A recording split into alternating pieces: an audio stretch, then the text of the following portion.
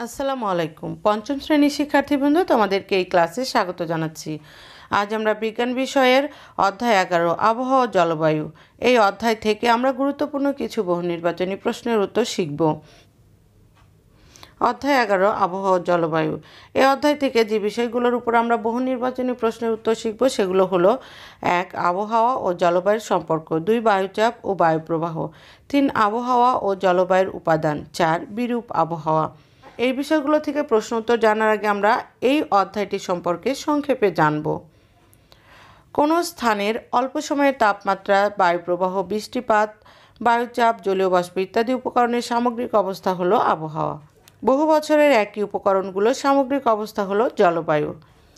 বন্ধুরা, তোমরা জানো বহু নির্বাচনী প্রশ্ন হলো একটি প্রশ্ন থাকে, তার 4টি উত্তর থাকে। 4টি উত্তর থেকে সঠিক উত্তরটি বাছাই করে খাতায় লিখতে হয়। আমি এখানে তোমাদের শুধুমাত্র সঠিক উত্তরটি দেখিয়েছি। আমরা কি পারবো তা ঠিক করি। উত্তর: ওই দিনের আবহাওয়া দেখে, অর্থাৎ ওই দিনের আবহাওয়া কেমন ছিল সেটা দেখে আমরা বলতে পারবো ওই দিনের আবহাওয়া কি গরম ছিল না ঠান্ডা ছিল, না খুব গরম ছিল না ভ্যাপসা গরম ছিল, নাকি খুব বেশি ঠান্ডা ছিল। আবহাওয়া ও জলবায়ুর মধ্যকার সম্পর্ক। 2. কোনো নির্দিষ্ট সময়ে কোনো নির্দিষ্ট স্থানের আকাশ ও বায়ুমণ্ডলের সামগ্রিক অবস্থা কী? উত্তর: আবহাওয়া। 3. কোনো স্থানের আবহাওয়ার পরিবর্তনের নির্দিষ্ট ধারাই হচ্ছে কি? জলবায়ু। 4. কোনো স্থানের বহু বছরের আবহাওয়ার গড় অবস্থা কী? উত্তর: জলবায়ু। 5. আবহাওয়া সবসময় কী? উত্তর: পরিবর্তনশীল। 6. আবহাওয়া হলো কোনো স্থানের আকাশ ও বায়ুমণ্ডলের কী? সাময়িক অবস্থা। 7. বাংলাদেশের জলবায়ু অনুযায়ী বর্ষা শুরু হয় কখন? উত্তর: জুনের মাঝামাঝি। 8. বাংলাদেশে বর্ষা শেষ হয় কখন?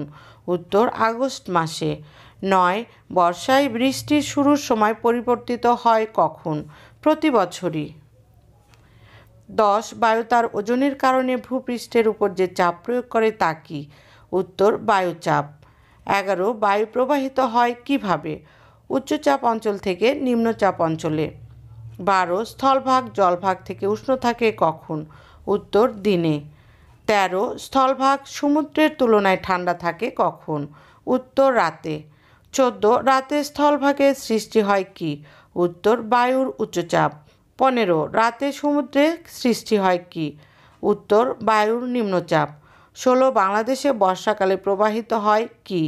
দক্ষিণ পশ্চিম মৌসুমি বায়ু। 17. বাংলাদেশে শীতকালে প্রবাহিত হয় কি? উত্তর পূর্ব মৌসুমি বায়ু। 18. বর্ষাকালে বাংলাদেশের স্থলভাগ বঙ্গোপসাগরের চেয়ে কী থাকে? উত্তর: উষ্ণ থাকে। 19. শীতকালে বাংলাদেশের স্থলভাগ বঙ্গোপসাগরের চেয়ে কী থাকে? শীতল থাকে। এখন আমরা আবহাওয়া ও জলবায়ুর উপাদান এই বিষয়গুলোর উপরে বহু নির্বাচনী প্রশ্নের উত্তর জানব। 20. আবহাওয়ার উপাদান কী কী? উত্তর: তাপমাত্রা, আর্দ্রতা, বায়ুপ্রবাহ, মেঘ, বৃষ্টিপাত ও বায়ুচাপ। 21. আর্দ্রতা কী? উত্তর: বাতাসে জলীয় বাষ্পের পরিমাণ। 22. দক্ষিণ পশ্চিম মৌসুমি বায়ু বঙ্গোপসাগর থেকে প্রচুর জলীয় বাষ্প নিয়ে আসে কখন? উত্তর: বর্ষাকালে। 23. শীতকালে উত্তর দিক থেকে শুষ্ক শীতল বাতাস বয়ে আনে কি? উত্তর পূর্ব মৌসুমি বায়ু। এবার আমরা বিরূপ আবহাওয়া এই অংশ থেকে বহু নির্বাচনী প্রশ্নের উত্তর জানব। 24. আবহাওয়ার কোনো উপাদান যখন অস্বাভাবিকভাবে পরিবর্তিত হয় তখন আমরা কি দেখতে পাই? উত্তর: বিরূপ আবহাওয়া। 25. বিরূপ আবহাওয়ার কারণে কি হয়? উত্তর: মানুষের জীবন ও সম্পদের ক্ষতি হয়। 26. অতি গরম আবহাওয়ার দীর্ঘস্থায়ী অবস্থাই হলো কি? উত্তর: তাপদাহ। 27. আমরা তাপদাহ অনুভব করি কখন? উত্তর: প্রতি বছরই। 28. শীতকালে কখনো কখনো তাপমাত্রা অস্বাভাবিকভাবে কমে যাওয়াকে কি বলে? উত্তর: শৈত্যপ্রবাহ। 29. বর্ষাকালে অর্থাৎ জুন থেকে সেপ্টেম্বর মাসে পানিতে তলিয়ে যায় বাংলাদেশের কত অংশ? উত্তর: 1/5। 30. বাংলাদেশের 2/3 পানির নিচে তলিয়ে যায় কখন? উত্তর: ভয়াবহ বন্যার সময়। 31. অনেক লম্বা সময় শুষ্ক আবহাওয়া থাকলে কি দেখা দেয়? উত্তর: খরা। 32 খরার কারণ কি? উত্তর অস্বাভাবিক কম বৃষ্টিপাত ও উচ্চ তাপমাত্রা। 33 গ্রীষ্মকালে আমাদের দেশে যে বজ্রঝড় হয় তা কি? উত্তর কালবৈশাখী। 34 কালবৈশাখী ঝড় বেশি হয় কখন? উত্তর বিকেলবেলায়।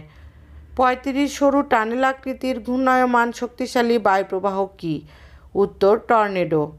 36 আকাশে বজ্রমেঘের স্তর থেকে ভূপৃষ্ঠ পর্যন্ত বিস্তর হয় কি? উত্তর টর্নেডো।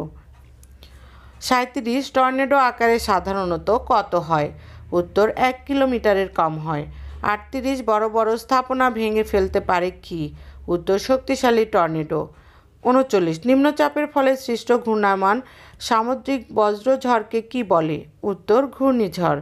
40 ঘূর্ণিঝড় বিস্তৃত হয় কত কিলোমিটার এলাকা জুড়ে? উত্তর 500 থেকে 800 কিলোমিটার এলাকা জুড়ে। 41 কখনো কখনো ঘূর্ণিঝড়ের ফলে কী সৃষ্টি হয়? উত্তর জলোচ্ছ্বাস। বন্ধুরা, তোমরা এই প্রশ্নগুলোর উত্তর খুব ভালোভাবে শিখবে। ক্লাসটি যদি ভালো লাগে অবশ্যই তোমরা লাইক কমেন্ট করবে এবং তোমাদের বন্ধুদের মাঝে শেয়ার করে দেবে। এতক্ষণ সাথে থাকার জন্য অসংখ্য ধন্যবাদ। পরবর্তী ক্লাস দেখার আমন্ত্রণ জানিয়ে আজকের মতো বিদায় নিচ্ছি। আল্লাহ হাফেজ।